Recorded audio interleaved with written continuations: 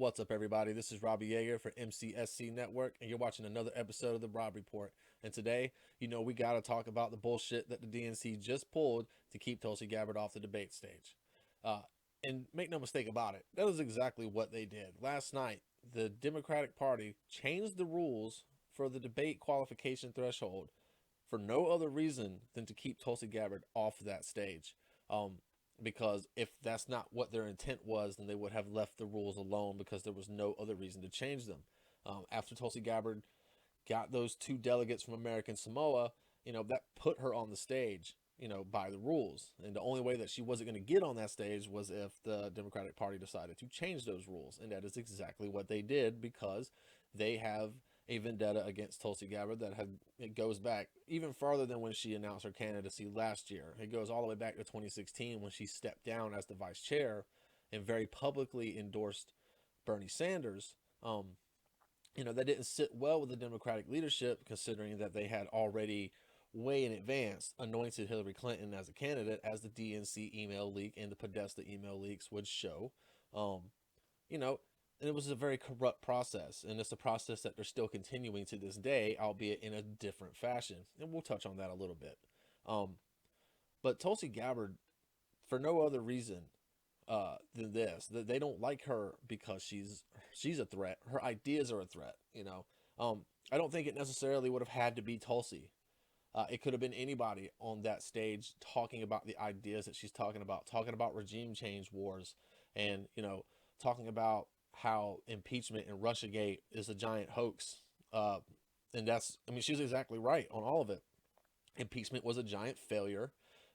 We are perpetuating regime change wars throughout the world, and we have for modern history. I mean, even more than that. I mean, you can just look in the history book, and especially ever since the development of our intelligence agencies, namely the CIA.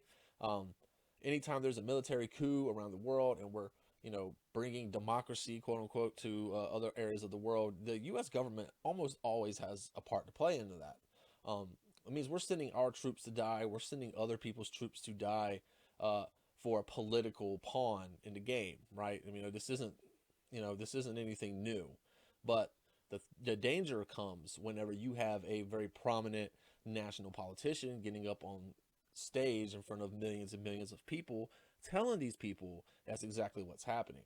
It's a very dangerous thing for the intelligence community to lose their foothold on the mind manipulation that they constantly carry out on our own citizens to make you feel like uh, everything that we do overseas is for the good of the country, when really it's just in the best interest of the military industrial complex and big oil industries, the international drug trade. You know, this is all very, very important stuff that I feel like the citizens have been brainwashed in believing that the CIA and agencies like them, like the NSA, are all, just out here doing good. But what we're really doing is just a softer form of imperialism. And whenever you have a politician, like I said, get up on a debate stage in front of millions and millions of people and start talking about these ideas openly, it scares the hell out of the people that pay the DNC's bills. Now, who pays their bills? Well, obviously a boatload of billionaires, but there's also corporations like Lockheed Martin, Boeing, General Dynamics, Raytheon, all the big military defense contractors. They give hundreds and hundreds of thousands of dollars to the Democratic Party as a whole, the DCCC, the DSCC, all of these things. I mean, you can pull them up on the FEC website right now and look at, just the zeros that go behind these numbers. I mean, they're funding the Democratic Party. When you're a party that's funded by the war machine, what do you think is going to be in your best interest? Keep the candidate that is anti-war, anti-regime change war, anti-imperialism. You want her on the stage, ruining your marketing? I don't think so, right? So, this is just another thing. They've taken every trick in the book they can to disparage Tulsi Gabbard, to diminish her accomplishments, to all the legislative acts that she has put forth in Congress, the Stop Arming Terrorists Acts, the Better Elections Act. I can't remember exactly what that's called. Forgive me. It was an election integrity law that focused around paper ballots. and the Democratic establishment was all talking about how worried they are about people hacking in our elections, yet they continuously overlook the fact that legislation has been introduced to minimize that by going back to paper ballots. Tulsi Gabbard did that. You know, they don't want these really issues to be solved. They want these issues to continue to be issues so they can continue to talk about them on the media. And, it's a double-edged sword. So they can continue to get votes off of fear-mongering based off those issues, but they can also use those issues as a political football to continue to slander on President Trump. And like I said, there's plenty of things you can go at Trump about. I mean, this is not like he's a perfect guy. He's actually a pretty piece of shit. But the fact of the matter is that Russiagate and Ukrainegate and impeachment were total bullshit. And the media has been feeding you this shit for years now. And it just goes to show you that the brainwashing actually does work. So, this is a very corrupt game that they're playing. And it's really gross, honestly. I mean, from the second that she hit the airwaves, right? She blew up at first. And people were like, before I get into this, there's lots of people trying to tell me that, oh, well, she's not getting the vote. She doesn't have the support. No, there's a reason for that. And it has nothing to do with her platform. It has everything to do with the fact that ever since she got up on that stage the first time, or the second time, first time she destroyed Tim Ryan, got him pretty much out of the race, even though he was never really in it. Second time, Kamala Harris, she's a ghost. You want to know why? Because Tulsi Gabbard did that, right? She just absolutely crushed her in that debate. And, the trend would have continued, but after that, the establishment definitely saw, okay, she's getting way too much momentum. She's the most searched candidate after every debate stage she's on. And it scared the hell out of the DNC. They don't want her ideas going mainstream. They've already got a big enough problem with Bernie Sanders' ideas finally making it into the national conversation. Like, we're actually starting to talk about Medicare for all in 2016. Now it is the conversation. There is no other conversation, really, when it comes to healthcare. It's not private insurance versus Obamacare. Now it's basically Obamacare versus Medicare for all. He's pushed that conversation left when it comes to healthcare, and he should be commended for that. Tulsi Gabbard was going to do the same thing for war. They can't have that, as I've said. I mean, that's like their biggest donor right there, right? The military-industrial complex doesn't just fund the Democrats, it funds the Republicans too. It funds all of our government. Our government would not function properly if we weren't going through these regime change wars in the Middle East and, South Asia. So, and even in Africa. I mean, we're heavily involved in military operations in Africa, and we've been there. Like, we've got a forgotten war. We've been in Somalia for over a decade. Nobody ever talks about that.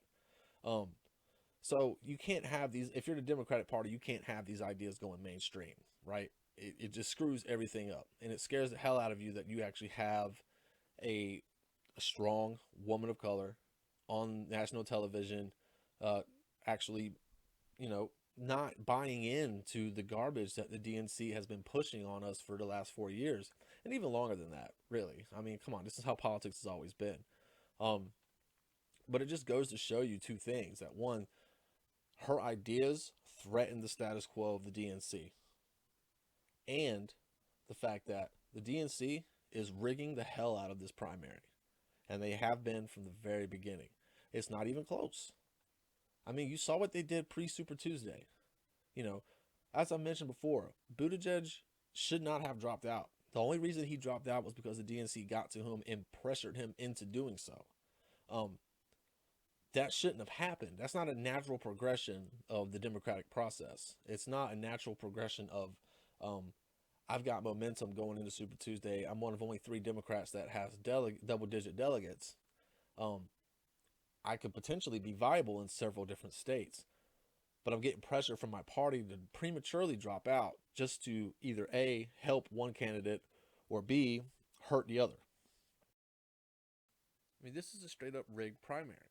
I mean, everything about it stinks.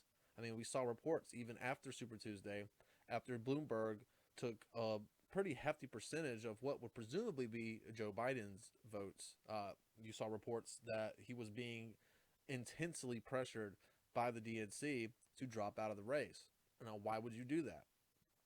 Well, to obviously elevate Joe Biden, who is the Manchurian candidate that you want to be the nominee, because it can't be Sanders, right?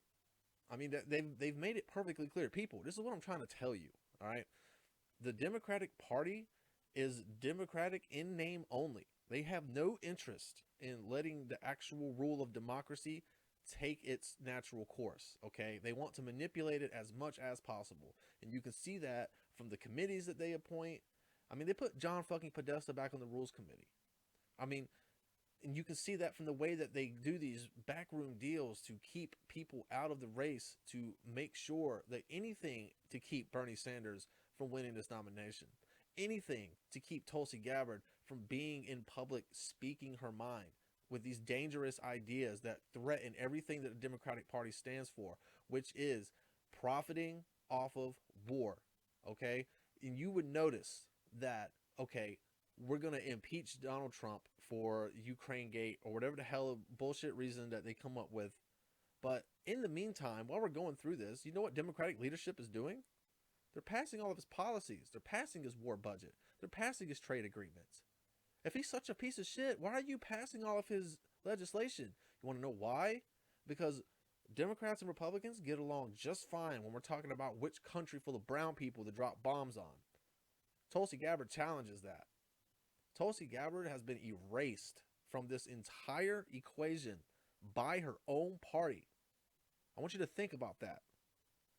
The Democratic Party erased, and they erased her straight up from the entire candidacy, from the entire election, from the entire primary. They have gone out of their way, and the media has aided them in this endeavor. By basically every time they show a list of candidates still running, they erase Tulsi Gabbard. Every time they talk about women in the race, they erase Tulsi Gabbard. Every time they talk about people of color or ethnic minorities in the race, they erase Tulsi Gabbard. It's shameful. It's disgusting. And the fact of the matter is that we cannot continue to allow them to do this, right? Because right now it's Tulsi Gabbard. Next year it'll be somebody else. This isn't the way that elections are supposed to be run.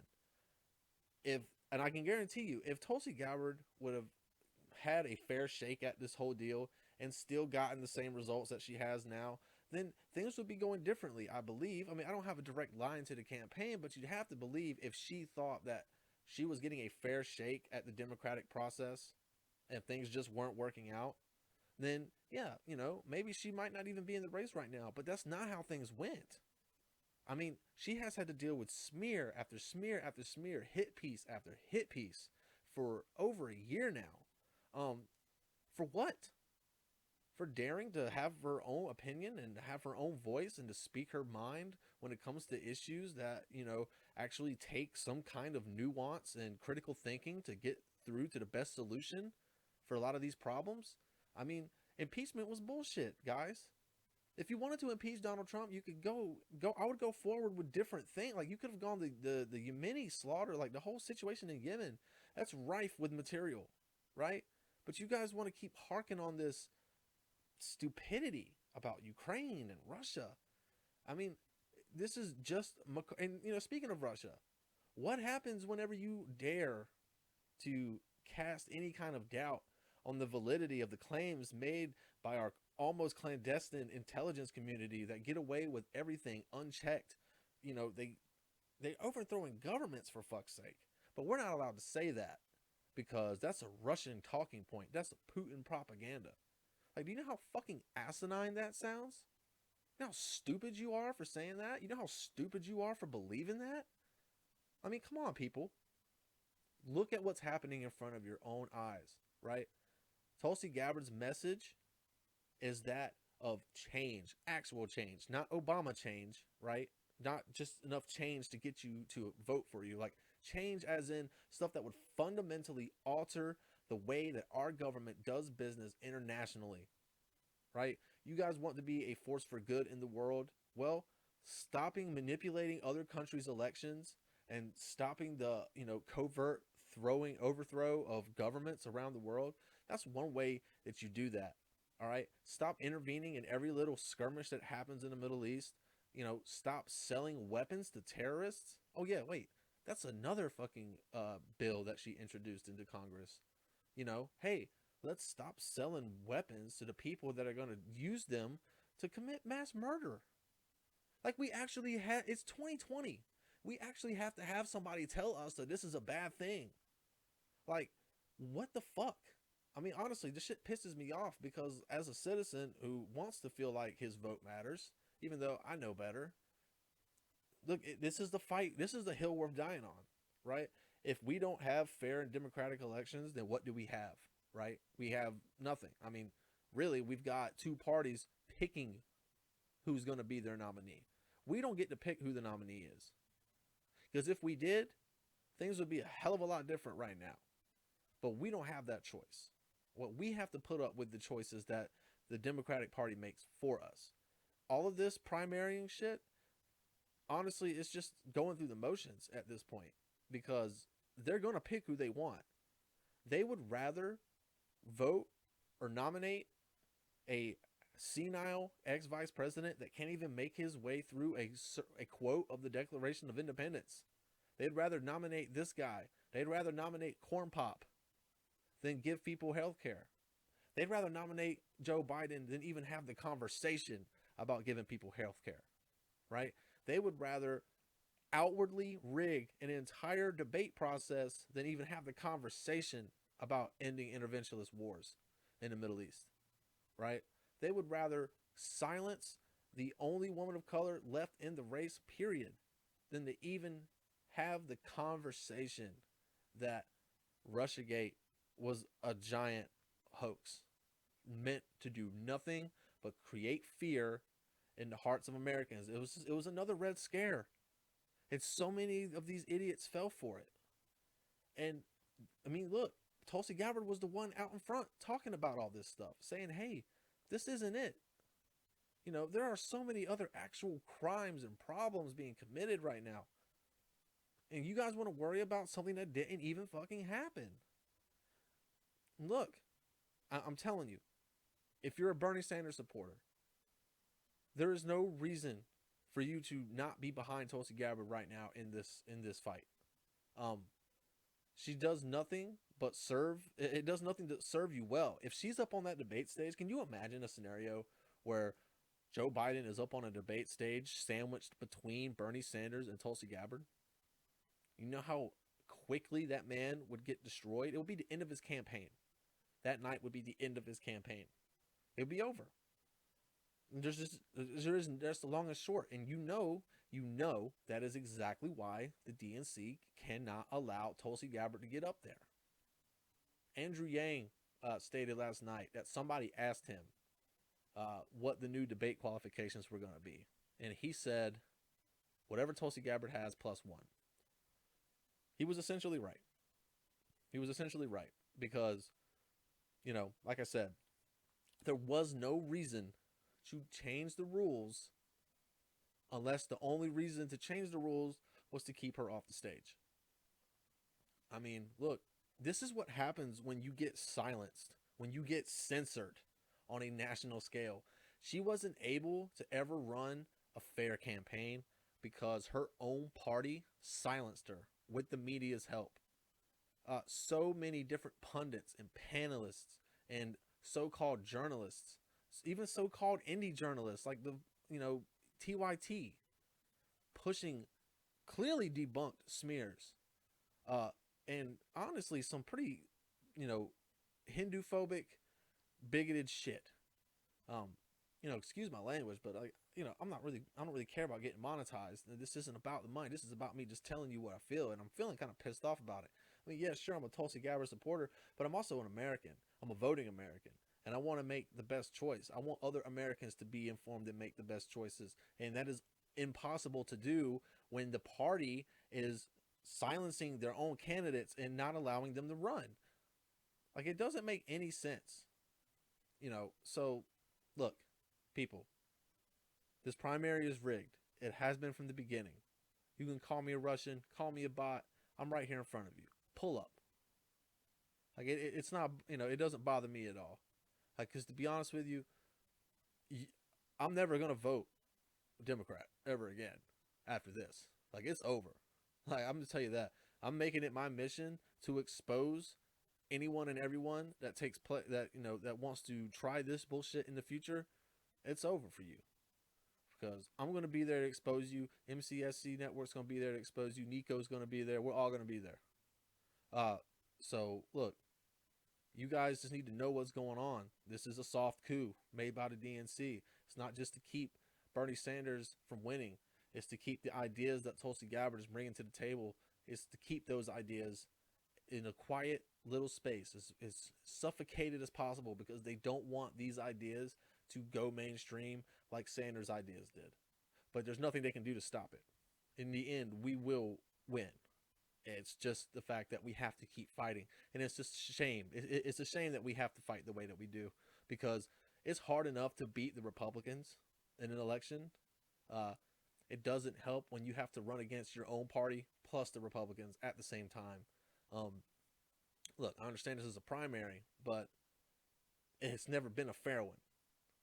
And that's the biggest problem that we all need to understand here. Like, this primary from the very get-go was set up by the DNC to go exactly the way that it's going now. And the only reason why we've even gotten as much information as to why or how they've rigged it is because it didn't go the way they planned it. So they actually had to play more cards than they thought they were going to in the beginning. Like, everybody just thought that Biden was going to jump in and that manufactured momentum was going to carry him all the way to the finish line. But it didn't, right? Because he can barely string a sentence together. And people saw that. Bernie Sanders is still very engaged, very coherent. And that's just not going to work for them. They're going to smear their own guy. Like, look, people, you can either stop Trump or you can stop Bernie. Democrats don't care about policy. They don't care about making life better for the people, not only in this country or the people around the globe that are impacted by our foreign policy that really, destroys lives around the world, right? Democrats don't care about any of that. All they care about is winning. And ironically, if they run Joe Biden, they're going to lose in a landslide. The only Democrat with a chance is Bernie Sanders. And honestly, Bernie Sanders, he needs to step up. He needs to speak out, and he needs to support Tulsi Gabbard the way that she supported him in 2016. Because what's happened to her over the course of this primary has been an absolute disgrace for everyone involved. That's just it. That's the long and short of it. Get mad. We need to get mad. We need to get angry about this stuff. So I know I've gone off on a bit of a tangent, a bit of a rant here. So I'm going to try to close it out right now. Thank you guys for watching this episode of the Rob Report. Make sure you follow me on Twitter. Follow me on Rokfin at RobloTheFire. Again, I'm going to try to make more of these. I'm going to try to do it more often. But you guys keep protesting. Keep fighting the good fight. Don't lay down your arms at all. Keep going. Okay? We have a long way to go. And just because this is happening now, we can change the way that it happens in the future, but we have to make our voices heard.